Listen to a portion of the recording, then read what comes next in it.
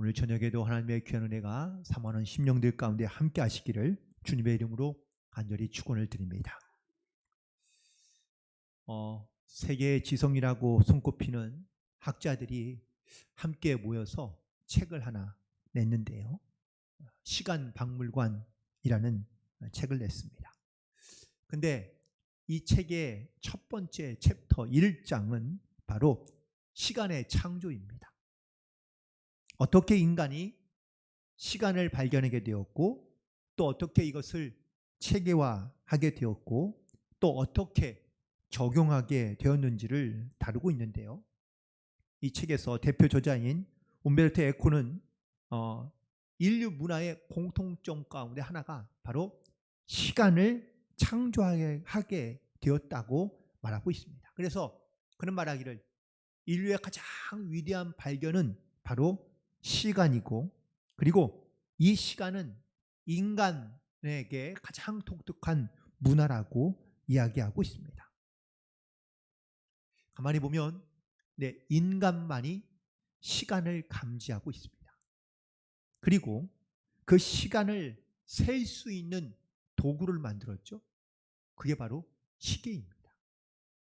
또 인간만이 시간의 흐름을 매듭으로 만들어냅니다. 그게 바로 달력이죠. 그리고 그 시간의 매듭에 의미를 부여하는 것이 바로 기념일들입니다. 생일, 무슨 띠, 아니면 무슨 세기, 이렇게 의미를 부여하게 되어서 사람들이 그걸 하나의 문화를 가지고 살아가게 되었다라는 겁니다. 하지만 동물들은 시간의 흐름을 알지 못합니다. 그래서 오늘, 내일 혹은 일주일, 이런 시간의 매듭을 짓기가 어렵습니다. 지을 줄 모르는 거죠. 그러니 또 그 시간에도 의미를 부여할 수 없는 겁니다. 그래서 동물의 세계에는 역사가 없습니다. 더 중요한 것은 시간이 흘러도 그들은 문화를 만들어내지 못하며 발전시키지 못하는 것이죠.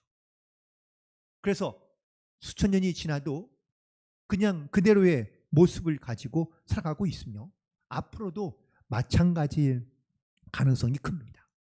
하지만 인간은 다릅니다. 시간의 매듭을 만들고 그 매듭마다 의미를 부여하고 삽니다. 그 의미들이 쌓여서 역사를 이루고 그 역사가 흘러가면서 삶의 문화가 발전되어 갔다라고 말하고 있는 겁니다. 그래서 우리가 이 시간의 매듭을 어떻게 의미를 부여하고 살아가느냐라는 것이 무척이다 중요하다는 겁니다. 오늘 우리는 하루라는 시간을 살아왔는데 또 일주일이라는 시간을 살아오면서 우린 과연 내 삶에 어떠한 중요한 의미들을 여러분들 찾고 계시며 또한 부여하고 계십니까? 우리가 하나님을 믿고 나고 하나님을 알고 난 다음에 내가 성령의 충만함으로 받고 그 성령의 이끄심을 받고 살아가면서 내 삶의 시간 가운데 의미를 부여할 수 있는 것들이 어떻게 달라지게 되었는지를 생각해 보는 겁니다. 오늘 본문에 있는 말씀의 시작을 이렇게 합니다. 베드로가 이 말을 할 때 성령이 말씀 듣는 모든 사람에게 내려왔다고, 또한 성령이 충만했다고 말하고 있습니다. 우리가 성령의 충만함을 받으면 내 마음대로, 내 뜻대로, 내 의지대로 살아가지 아니하고 우리가 성령의 이끌림을 받고 성령이 인도하시는 대로 순종하는 삶을 살아갈 수 있는 줄로 믿습니다. 그렇다면 성령께서 나와 함께 하신 그 시간들, 우리는 그 시간들의 의미를 부여하게 되고 또한 그 의미들 속에서 내 삶의 그런 역사들이, 흔적들이 남게 된다는 것을 말하고 있는 것이죠. 특별히 사도 바울이 갈라디아서 3장 3절에서 갈라디아 교인들에게 이렇게 묻고 있습니다. 너희가 성령으로 시작하여 이제 육체로 마치겠느냐? 라고 묻고 있습니다. 시작은 성령으로 시작하였는데 시간이 지나면서 그들은 육체의 욕망과 또한 육체의 일로 마치려 하고 있다라는 겁니다. 하나님 뜻보다 자기의 뜻을 더 앞세우기 시작한 것이죠. 성령의 인도하심을 따라 살아가는 것보다 자기의 욕망을 앞세우는 일에 그들이 앞장서게 되었다라는 겁니다. 이렇게 우리가 살아서는 안 된다는 것을 말하고 있는 겁니다. 오늘 특별히 본문에 성령의 충만함을 받은 사람들이 등장합니다. 베드로도 성령의 충만함을 받았지만 그 자리에 함께 있던 하나님의 말씀을 듣던 모든 사람들에게 성령이 임하였다고 말씀하고 있습니다. 그런데 놀랍게도 이 성령을 받은 사람들이 누구냐? 바로 이방인들이었다는 사실이죠. 오늘 본문에 있는 말씀은 10장 1절부터 시작되는 말씀으로 우리가 거슬러 올라갈 수 있는데 바로 가이사랴에 살고 있는 고넬료라 하는 로마의 백부장의 집에서 일어난 사건입니다. 그런데 이방인들에게 그리고 심지어 하나님을 잘 모르는 사람들 가운데 성령이 충만하게 되었다라는 이 사실이 그것이 얼마나 놀랍고도 충격적인 사실인지 오늘 이 말씀을 통하여 같은 성령으로 가운데 역사하시는 그 성령님의 충만함을 함께 받아 또 성령과 함께 성령과 더불어서 성령으로 시작하여 끝까지 성령과 동행하는 삶을 살아갈 수 있는 우리 모두가 되기를 간절히 소망합니다. 먼저 이 성령으로 충만함을 받기 위해서는요, 첫 번째는 바로 사모함이 있어야 된다라는 것을 알 수 있습니다. 조금 더 10장 2절에 있는 말씀을 함께 보겠습니다. 10장 2절 함께 있습니다. 시작. 그가 경건하여 온 집안과 더불어 하나님을 경외하며 백성을 많이 구제하고 하나님께 항상 기도하더니 아멘. 이게 바로 고넬료에 대한 소개입니다. 성경에서 이 고넬료를 소개하면서 그를 경건한 사람이었다고 말해주고 있습니다.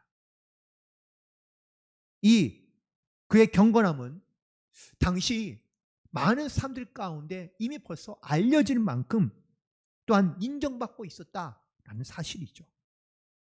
심지어 그는 기도하는 습관을 갖고 있으며 그리고 하나님께 예배하는 그러한 모습을 갖고 있던 것을 보게 됩니다. 이 고넬료가 왜 그렇게 경건하게 하나님을 경외하는 마음을 가지고 항상 기도하였을까? 물론 그가 하나님의 어떠한 은혜와 존재 자체를 늘 기억하며 살아가는 것은 아니었을지도 모르지만 그는 정말 하나님에 대한 믿음과 사모함을 가지고 갖고 있었던 것을 우리가 깨달을 수 있는데 그가 기도하는 중에 천사를 만나게 되고 천사의 음성을 듣고 그 말씀 가운데 순종하여 요바에 있던 베드로를 초청하여 데려옵니다. 베드로를 초청한 이유가 무엇입니까? 물론 천사의 지시하심도 있었지만 하나님의 말씀을 듣기 위해서입니다.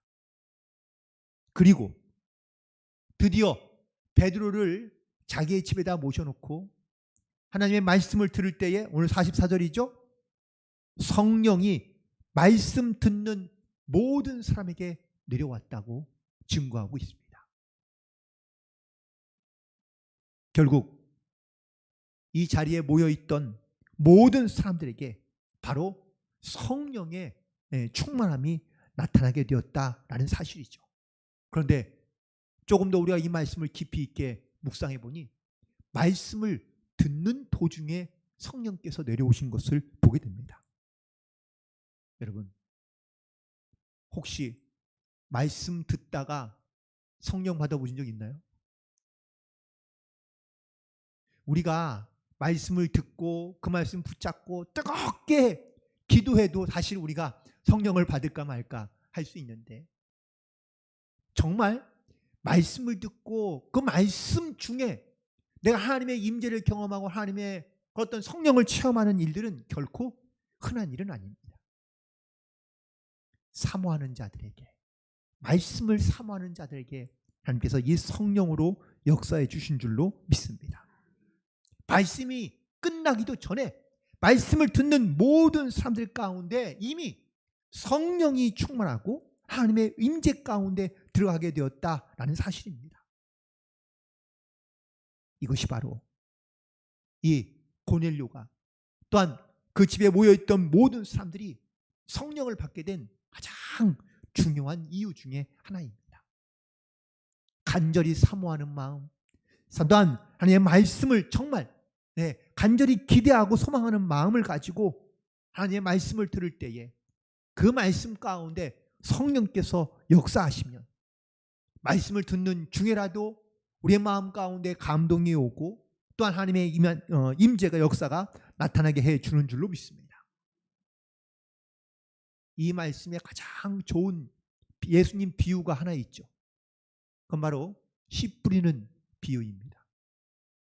마태복음 13장에 보면 예수님께서 비유로 말씀하실 때에 씨가 길거리에 뿌려졌지만 이 길거리는 뿌리를 내지 못하므로 그래서 새들이 와서 먹어버립니다.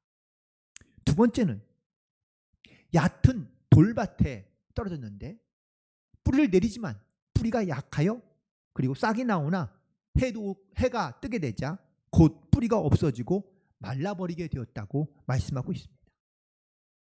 세 번째는 가시 떨기 위해 떨어졌는데 함께 자라나긴 하지만 가시가 그 기운을 막고 빼앗아 그리고 결국은 죽게 되었다는 것이죠. 마지막 네 번째, 좋은 밭에 떨어진 씨는 어떤 것은 30배, 어떤 것은 60배, 어떤 것은 100배의 결실을 맺었다고 말씀하고 있습니다. 씨앗도 중요하지만 밭이 중요합니다. 내가 영적으로 내가 말씀을 사모하고 내 마음의 밭을 기름지게 좋은 밭으로 우리가 준비되어 있으면 그 밭에 뿌려진 씨앗이 반드시 열매 맺게 되는 줄로 믿습니다. 고넬료에 모였던, 집에 모였던 모든 사람들이 다 이런 좋은 밭, 사모하는 마음을 가지고 바로 하나님의 말씀, 베드로의 말씀을 들을 때에 그 말씀을 듣는 가운데 성령의 충만함이 역사가 나타나게 된 줄로 믿습니다. 오늘 이 저녁에도 이러한 사모함을 가지고 말씀 가운데 성령을 체험하는, 함께하는 그런 역사가 있게 되기를 간절히 소망합니다. 또한 두 번째, 성령의 임재는요, 사람이나 혹은 장소를 가리지 않는다라는 사실입니다. 유대인들이 이 성령이 임하는, 특별히 이방인들에게 이 성령의 임재하시는 모습을 볼 때 좀 충격을 받습니다. 그러면 45절에 보니까 놀랐다라고 이렇게 표현하고 있는데, 이 놀랐다라는 이 말의 언어는 충격을 받다라는 뜻입니다. 왜 충격일까요?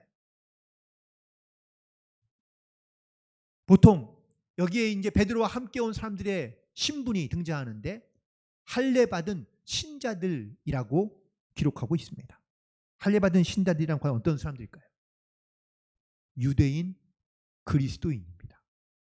여러분, 유대인들의 세계관, 유대인들의 특징 뭔지 아시죠? 선민의식입니다. 이 선민의식, 하나님의 택함을 받았다라는 이 선민의식과 더불어서 가장 강조되는 의식 중에 하나가 할례입니다. 할례 받지 아니한 사람은 부정한 사람이고, 그리고 할례 받지 아니한 사람은 하나님의 택함을 받지 못한 사람들입니다. 하나님의 역사가 일어나지 않는다고 생각합니다. 그런데 여기 할례 받은 신자들이라고 기록되어 있습니다. 그들도 성령의 체험을 경험하고 예수님을 믿는 사람들입니다. 그러나 여전히 할례를 중시하는 사람들. 무슨 뜻입니까? 할례 받지 않은 이방인들에게는 하나님의 역사, 성령의 역사, 구원의 역사가 일어나지 않는다라고 생각했던 사람들입니다. 그런데 이방인에도 성령의 임재가 나타나고 성령의 기름 부음이 나타나자 자기들 상식으로는 도무지 이해할 수 없는 사건이 일어난 겁니다. 아니 어떻게 할례 받지도 않은 이방인들에게 성령의 역사가, 성령의 기름 부음이 나타날 수 있는가? 믿을 수 없는 일이 일어난 겁니다. 하지만 성령의 임재와 역사는 사람을 가리는 게 아닙니다. 누구에게만 주고 누구에게는 주지 않고 하나님은 그런 분이 아니라는 것이죠. 그의 상황이나 인종이나 아니면 그의 어떤 모습을 보고 누구에게는 성령을 주지만 누구에게는 성령을 주지 않는 분이 아니라는 것을 말씀하고 있는 겁니다. 유대인들이 또한 이렇게 놀랐다는 이 사실 자체가 이방인들에게도 성령의 이런 임재하심이 나타날 수 있다는 분명한 증거들을 보여주기 위하여 기록되어져 있는 것을 보게 됩니다. 자, 베드로가 요바에서 있다가 이 고넬료의 초청을 받고 여기 곳에 가이사랴로 올라가게 되었거든요. 그런데 왜 갈 때 혼자 가지 아니하고 이 할례 받은 신자들을 데리고 갔을까요? 증거로 삼기 위해서입니다. 베드로가 혼자 가서 이방인들에게 성령이 임재하는 것을 봤다라고 말하면 아무도 믿지 않을 겁니다. 그래서 이 오해의 소지를 없애기 위해서 베드로도 혼자 가지 아니하고 할례 받은 신자들을 데리고 이 고넬료의 집에 올라간 겁니다. 그리고 나중에는 이 사람들이 증인이 됩니다. 예루살렘으로 돌아가서 공회에서 하나님의 이 고넬료에게 임한, 집에 임한 성령의 역사하심을 증거할 때에 많은 사람들이 믿으려 하지 않았지만 이들이 증인이 되어서 그 이방인에게도 성령이 임하였다는 것을 선포하고 증거하게 하신 것을 보게 됩니다. 그렇다면 이들이 직접 눈으로 확인한 성령의 임재하심의 증거들은 과연 무엇일까요? 46절을 보시기 바랍니다. 이는 방언을 말하며 하나님 높임을 들음이로라. 첫 번째 증거는 방언입니다. 자, 다시 한번 우리가 오순절 마가의 다락방으로 좀 한번 시간을 옮겨보죠. 많은 사람들이 모여서 기도하고 있습니다. 성령이 그 가운데 임하자 거기 있던 사람들이 어떻게 달라졌습니까? 방언을 하기 시작합니다. 여기서 말하는 이 방언은 다른 언어입니다. 거기 있는 모든 사람들이 다 다른 나라 말을 했다고 기록되어져 있습니다. 그런데 오늘 이 사도행전 10장에 기록되어 있는 방언은 다른 언어가 아닌 글로사라는 인위적으로 배울 수 없는 언어라는 뜻을 갖고 있는 말입니다. 즉 내가 어디서 배우거나 아니면 내가 가르침을 받은 언어가 아니라 내가 전혀 나도 알 수 없는, 또한 나도 이해할 수 없는 그러한 언어들을 내가 사용하고 있다라고 해서 방언이라고 표현하고 있는 겁니다. 이것이 어떠한 형식의 방언인지, 또한 이것이 왜 이들 가운데 임하였는지 그거는 설명할 길이 별로 없습니다. 배운 적도 없고 들어본 적이 별로 없기 때문입니다. 하지만 성령의 임재 가운데 증거인 하나가 방언이 이들 입에서 나타나고 이들 입에서 선포되었다는 것이 바로 성령의 증거라는 것을 말하고 있습니다. 성령이 우리 가운데 역사하시면 이렇게 우리가 알지 못하고 생각하지 못했던 놀라운 일들이 우리 가운데 반드시 일어나게 하시고 역사하시는 줄로 믿습니다. 두 번째 증거는 바로 그들이 입으로 하나님의 이름을 높였다라는 사실입니다. 뭐 성령 받으면 뭐 그럴 수 있지 않나, 별거 아니다 라고 생각할 수 있지만 아니요, 이걸 고백하고 있는 사람들이 누구냐는 것을 우리가 주목할 필요가 있습니다. 누가 이것을 지금 고백하고 있죠? 이방인들입니다. 이방인들은 하나님을 믿지 않는 사람들입니다. 심지어 그들은 지금 지배인들 아닙니까?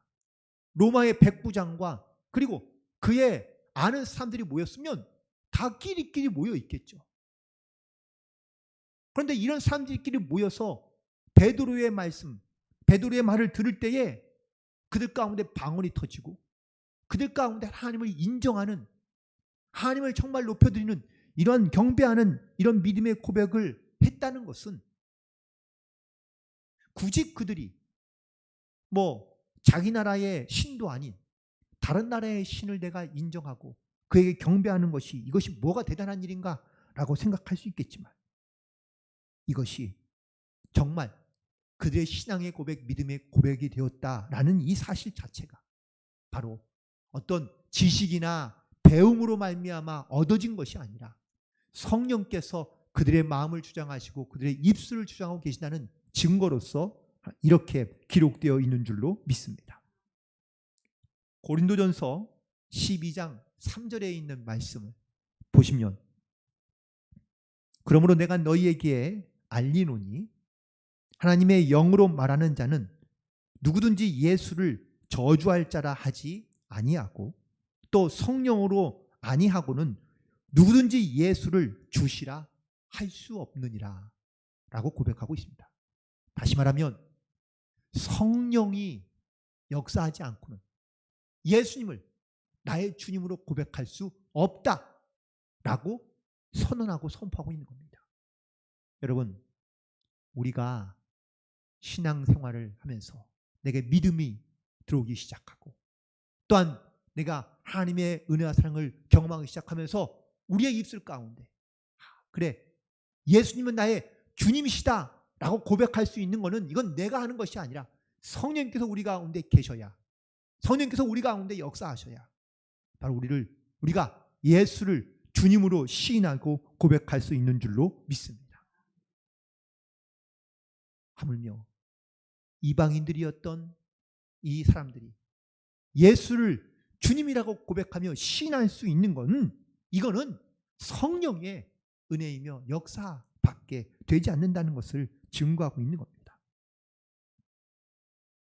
그리고 마지막으로 우리가 이 성령을 이 가운데 함께 받게, 이 성령을 받은 사건이, 이 사건이 놀라운 사건인 이유는 바로 47절에 있는 말씀을 보면 같은 성령을 받았기 때문이라고 고백하고 있습니다. 47절.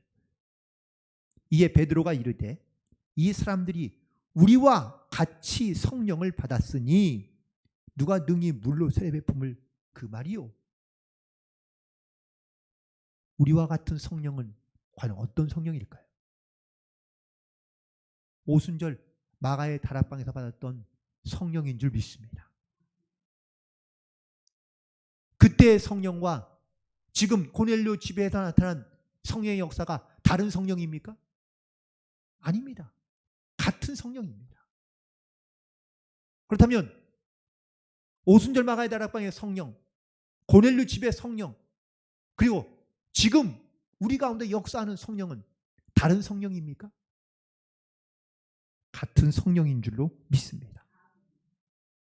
이 성령님이 우리 가운데 계시고 이 성령님이 우리를 이끌어 가시고 인도하시니 우리가 비록 다른 시대, 다른 문화, 다른 언어를 사용하고 있지만 우리는 같은 성령님을 우리는 경험하며 또한 그 성령을 고백하고 그 성령의 충만함으로 또한 임재 가운데 살아가고 있는 줄로 믿습니다.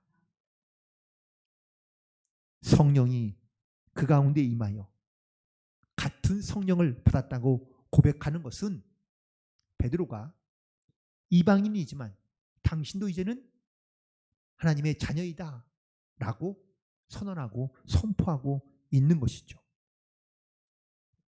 그러니 같은 성령을 받고 주님 안에서 한 형제요 한 자매가 되었으니 세례를 베풀지 않을 이유가 없다는 겁니다. 그런데 이거를 매우 민감하게 받아들일 수밖에 없는 이유는 할례를 받지 아니한 이방인들에게 어찌 세례를 행하였느냐라는 이 질타가 올 것이 분명하기 때문입니다. 앞서 할례 받은 유대인인 그리스도인과 함께 동행했던 이유, 또한 심지어 그들이 이방인들에게 성령이 임재했을 때 놀라고 충격받았던 이유,